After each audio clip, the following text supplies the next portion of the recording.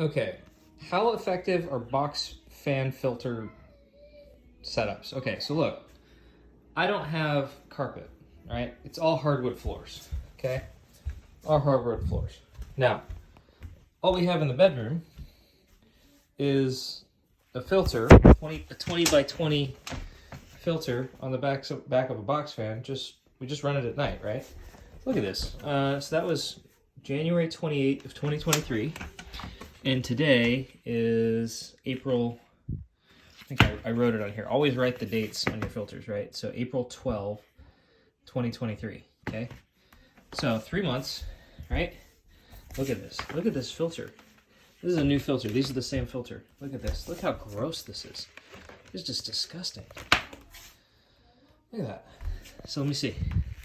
So I hold that up. Yeah. Good. If I take this out here. Look at that. All I do is that's like a dollar, like $5 for $1 at bungee cord at, Harbor Freight. Oh, gross. Okay. So that's how effective a cheap filter and box fan setup can be. How effective.